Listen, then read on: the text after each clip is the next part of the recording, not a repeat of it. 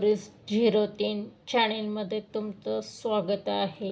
मी सांगणार आहे संत जनाबाईंची कथा. आपल्याला वाटतं देव फक्त मंदिरात राहतो, त्याच्या सिंहासनावर बसतो आणि नैवेद्य ग्रहण करतो. पण याच्या देवाने सामान्य दासीच्या घरात जाऊन चक्क कपडे धुतले, पाणी भरलं, दळण दळलं. असं काय घडलं होतं? देवा एका दासीच्या घरचं काम करावं लागलं. पंढरपूर गाव नाही तर संपूर्ण महाराष्ट्राची राजधानी आहे. पंढरपूर हे चंद्रभागेच्या संत प्रवाहावर पहाटेची किरणे पडतात तेव्हा ती सोन्याची वाटतात. चंद्रभागेच्या वाळवंटात संत ज्ञानदेव यांचा एक मोठा वाडा होता. नामदेव महाराज म्हणजे साक्षात पांडुरंगाचे सवंगडी. त्यांच्या घरात कीर्तन, भजन, हरिनामाचा गजर रात्र आणि दिवस असायचा.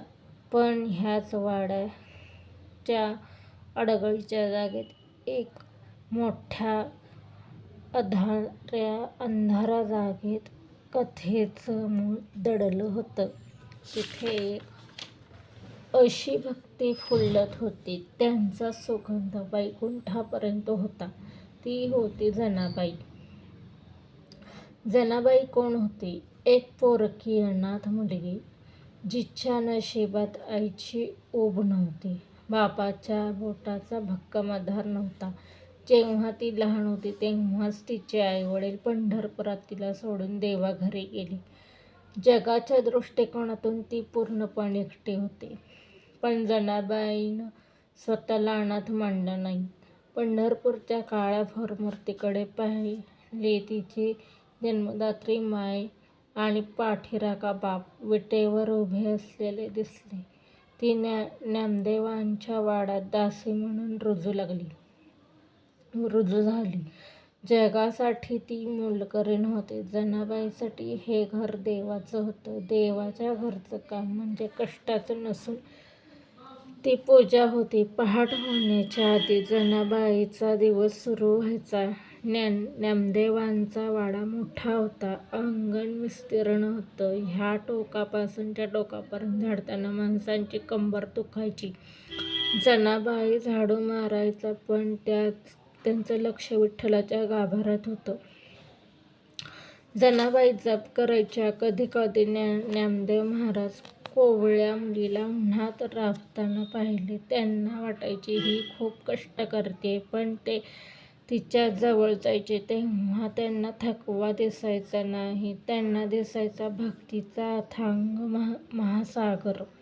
लोक हसायचे. ती दिवसभर नामस्मरण करायची. विठू माऊली, कष्ट तुझे आहेत, देह तुझा आहे. तिला कशाची अपेक्षा नव्हती. दुपारच्या वेळेला वाड्यात संतांची मोठी पंगत बसायची. उष्टी भांडी काढणं, भांडी घासणं ह्यात त्यांचा दिवस निघून जायचा. काम करताना अभंग म्हणायची.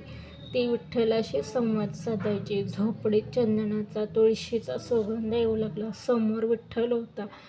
जनाबाईंच्या प्रेमळ प्रेमापोटी ते तिच्या समोर आले. जनाबाईला खाली वाकून दिले नाही. देव खाली बसले. विठ्ठलाने सांगितलं, मी आहे तुझ्यासोबत. विठ्ठलाने जनाबाईला लेक मानलं होतं.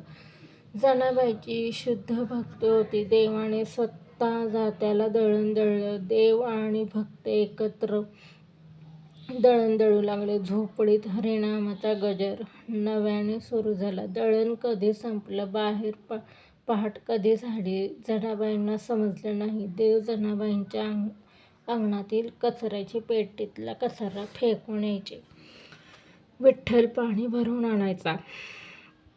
जनाबाई खाटावर जायची. चंद्रभागेच्या काठी विठ्ठल तिची वाट पाहत बसायचा. देव कपडे धुवायला मदत करायचा. ती त्याला थांबवायची. तुझ्या भक्तीच्या मायेत माझं मन एवढं भिजलंय. तिथे या शेळ्याची काय कथा?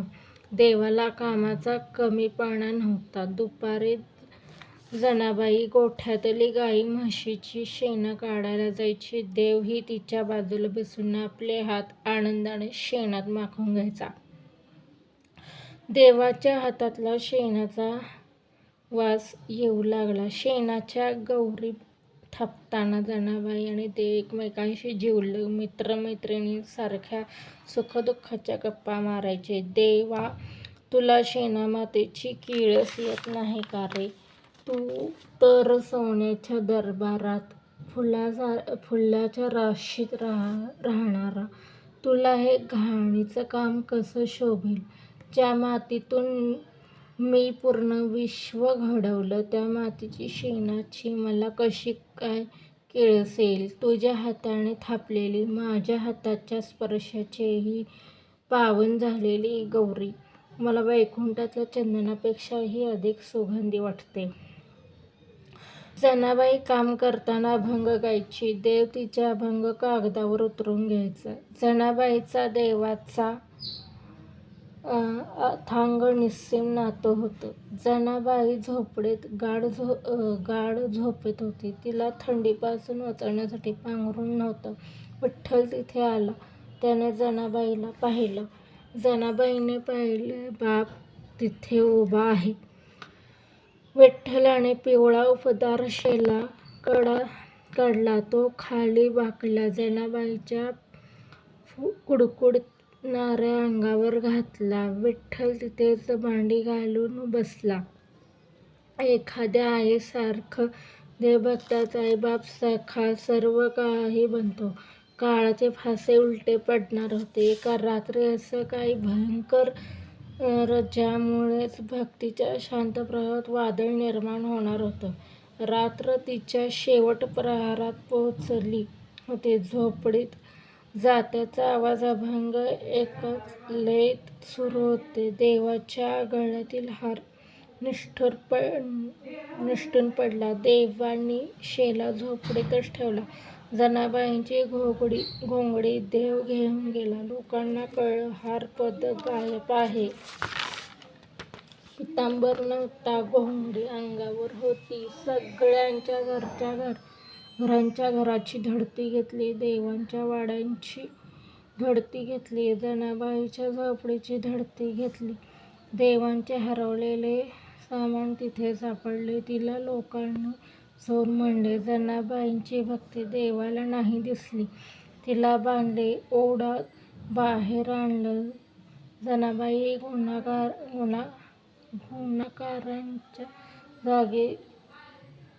गुन्हेगाराच्या जागी उभे होते. महाराज, मी चोरी केली नाही. राजाने निर्णय पक्का केला. मृत्यूदंडाची शिक्षा हिला द्यावी असा निर्णय घेतला. राजाने. लोकांनी दगड अंगावर फेकले. ती नामस्मरण करत होती. जनाबाईला मृत्यूचं दुःख नव्हतं. जनाबाई विठ्ठल विठ्ठल बोलत होत्या. जनाबाईला जोराने खाली ढकलले तेव्हा चमत्कार घडला. लोखंडाचं पाणी झालं. जनाबाई सुरक्षित पडल्या. देवाने असं जनाबाईला वाचवलं. ही माझी कथा तुम्हाला कशी वाटली सांगा. लाईक करा, शेअर करा, सबस्क्राईब करा.